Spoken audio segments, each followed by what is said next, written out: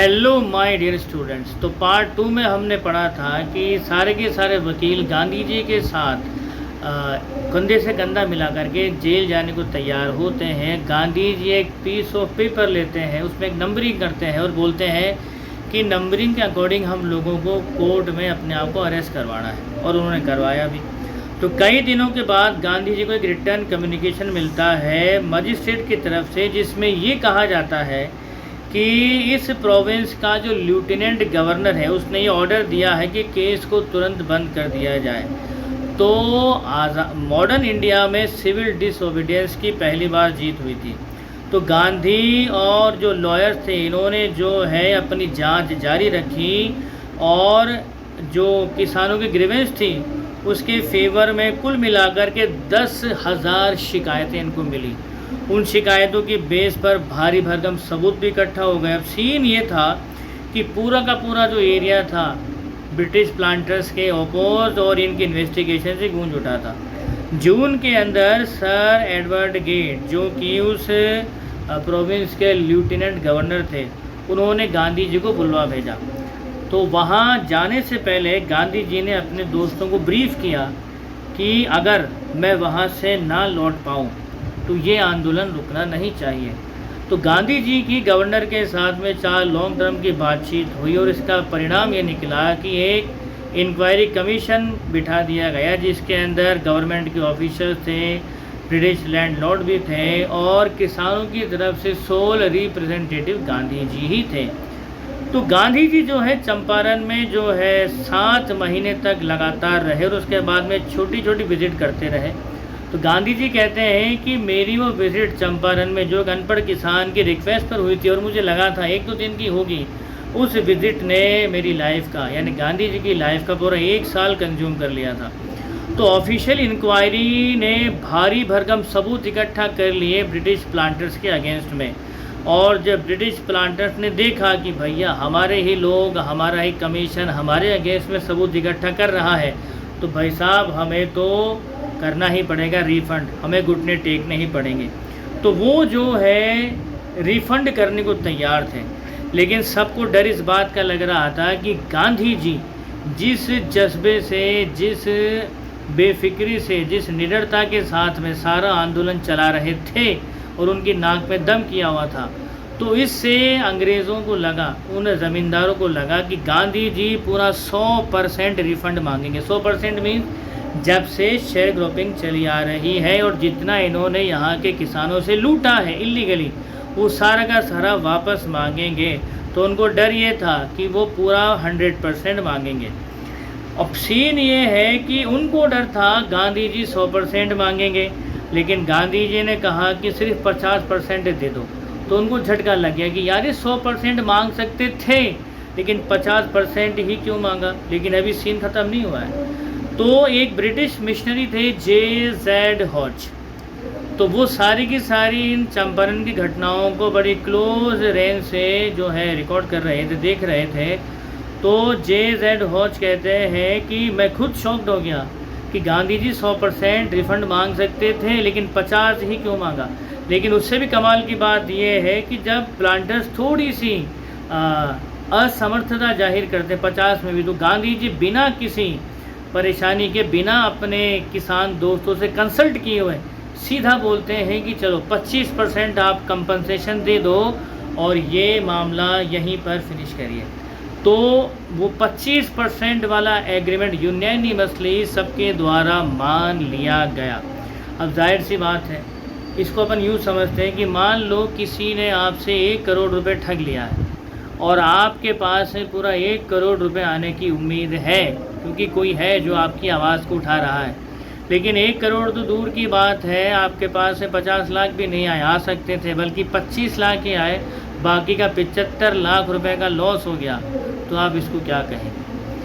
तो यहाँ पर जो है यूनानिमसली 25% वाला एग्रीमेंट रिफ़ंड का जो है सब ने मान लिया। हालांकि भारतीय किसान थोड़े से नाराज़ हो गए थे। तो गांधी जी ने भारतीय किसानों को समझाते हुए एक बात कही, आप भी सुनिए क्या कहा। गांधी जी ने, हमारे रेस्पेक्टेड गांधी जी ने कहा कि देखिए मेरे प्यारे भाइयों, पैसा मायने नहीं रखता है, पैसा मायने नहीं रखता है, मायने रखता है कि अंग्रेज़ ज़मींदार, इन्होंने पैसे के साथ अपनी प्रेस्टीज को भी सरेंडर किया है, अपनी इज्जत भी इन्होंने तुम्हारे सामने सरेंडर करी है। और ये वही अंग्रेज़ हैं जो अपने आप को कानून से ऊपर मान के चलते थे, लेकिन आज उसी कानून का डंडा पड़ने की वजह से ये कम से कम 25% देने को तो तैयार हुए। 25% तो दे रहे, तो बात पैसे की नहीं है, बात है कि ये अपनी प्रेस्टीज को भी सरेंडर कर रहे हैं। और इनको एक चीज़ और पता चल गई है कि इन किसानों की भी कुछ राइट्स हैं, लीगल राइट्स हैं, और उन अधिकारों की रक्षा करने वाले लोग भी हैं। और उससे बड़ी बात कि अभी तक हम लोग अंग्रेज़ों से डर के रहे थे, लेकिन एक बात बताइए, क्या आप लोगों के मन में अंग्रेज़ों का डर ख़त्म हुआ या नहीं हुआ? कि आप लोगों के अंदर लड़ने का साहस आया या नहीं आया? तो ये साहस बड़ी चीज़ है, पैसा मायने नहीं रखता। तो सारे के सारे किसान इस चीज़ से एग्री करते हैं। ठीक है गांधी जी, आपने अगर कोई फ़ैसला किया है तो ठीक ही किया होगा। तो गांधी जी की इस बात को इवेंट ने जस्टिफाई भी किया। दरअसल वहाँ के ज़मींदार इतने ज़्यादा शर्मिंदा हो गए थे बेचारे कि अरे भाई साहब, अभी भारतीय किसानों ने तो हमको जो है हमारे ही कोर्ट हाउसेस से इस तरह से हमारे कमीशन के सामने जो है घुटने टिकवा दिए, और हमने तो इनके सामने अपनी प्रेस्टीज भी खो दी। हम तो बड़े शर्मिंदा हैं, हम इनसे आँख नहीं मिला सकते। अब तो मारे शर्मिंदगी के भाई साहब सारे के सारे अंग्रेज़ जो प्लांटर थे, ज़मींदार थे, वो अपनी जागीरें छोड़ के चले जाते हैं। और बड़ी खुशी का माहौल होता है कि ये सारी की सारी जागीरें खेतों के रूप में वापस किसानों को मिल जाती है। और चंपारण से इंडिगो की जो शेयर क्रॉपिंग थी पूरी तरह से ख़त्म हो जाती है। गांधी कभी भी कंटेंट नहीं होते थे, वो चाहे कितना ही बड़ा पॉलिटिकल या इकोनॉमिकल सॉल्यूशन दे दें। उन्होंने देखा कि यहाँ की जो कल्चरल और सोशल कंडीशन है, बड़ी बैकवर्डनेस है। जाहिर सी बात है, अंग्रेज़ों ने सारा पैसा यहाँ से चूस लिया था, लोगों के पास में खाने को कुछ था नहीं, पहनने को कपड़े थे नहीं, तो सोशल बैकवर्डनेस तो वैसे भी आनी है।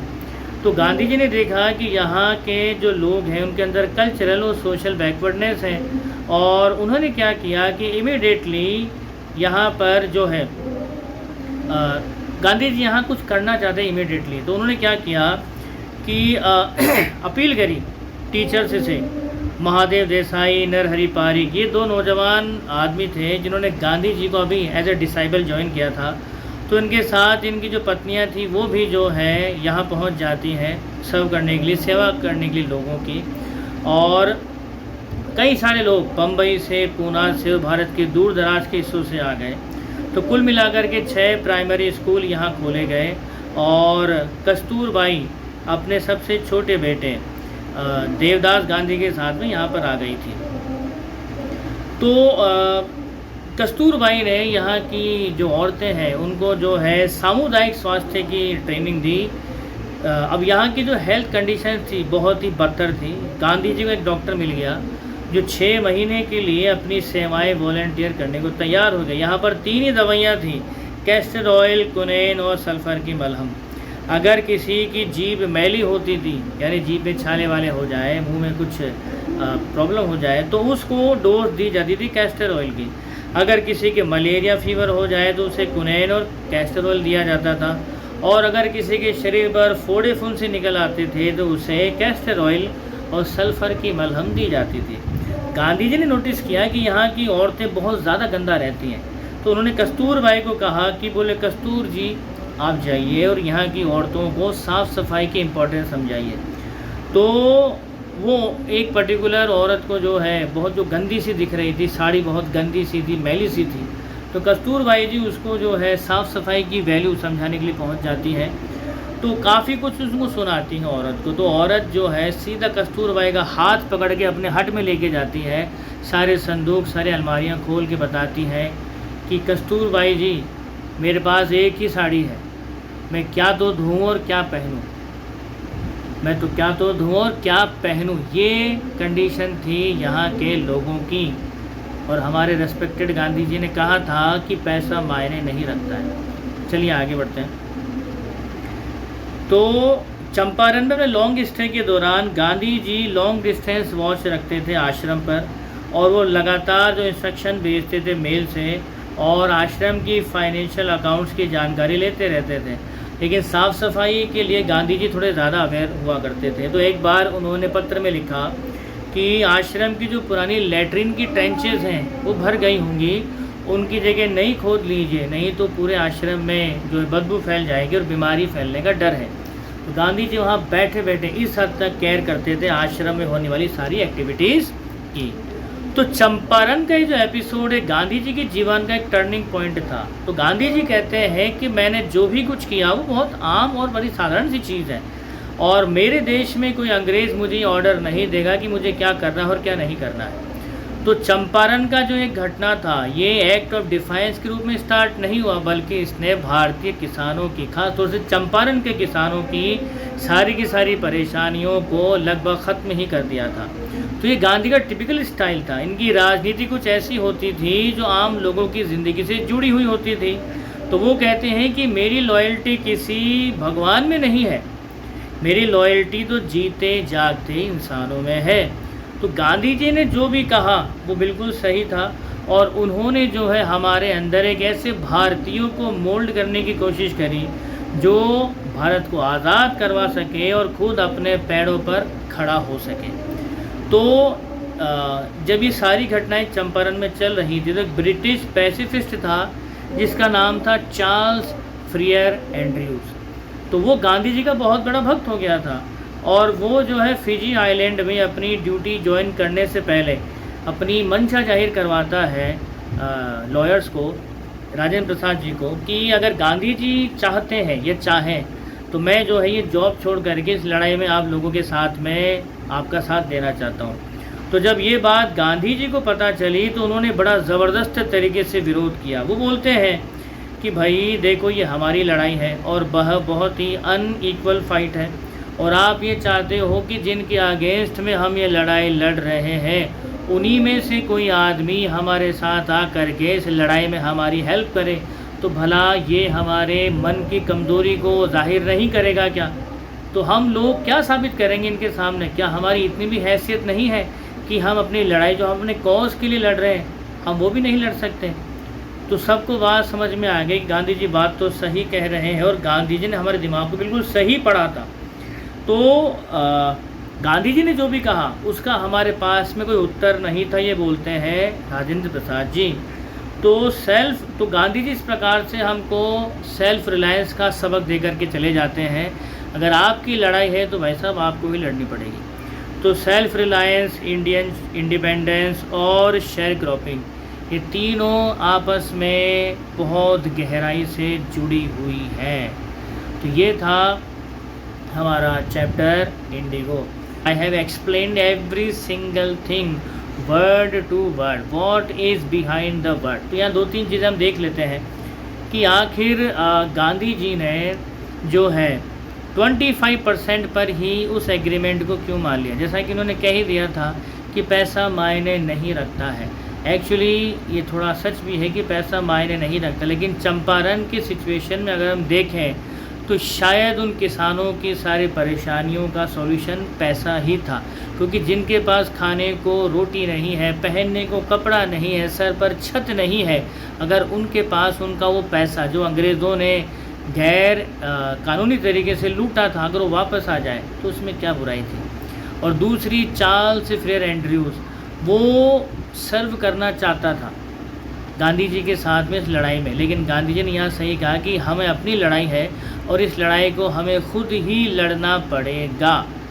तो उन्होंने एक तरह से हम लोगों को अवेयर भी किया था, जगाया भी था कि आप कभी भी उधार की ताकत में बिलीव ना करें, अपने ऊपर भरोसा करिए और अपने ऊपर भरोसा करके ही आप आगे की लड़ाई को जीत सकते हैं। तो सही मायनों में उन्होंने कोशिश करी थी एक ऐसे आज़ाद भारतीय को अपने पैरों पर खड़ा करने की जो आज़ादी की लड़ाई भी लड़ सके और एक आज़ाद देश में एक अच्छा भारत देश का निर्माण भी कर सके। तो I think I have explained every single thing word to word, cut to cut. There is no doubt if examiner can ask any question either it is value based or theme based or anything or beyond the text. I have explained every single thing. अगर आपने videos नहीं देखे हैं तो part 1, part 2, part 3 तीनों को ढंग से देखिए, आपको आपके सारे क्वेश्चंस के आंसर मिल जाएंगे। तो अगली बार हम और दूसरे चैप्टर की डिटेल्ड समरी के साथ में फिर मिलेंगे। तब तक खुश रहिए, मुस्कुराते रहिए। जय हिंद, जय भारत, वंदे मातरम।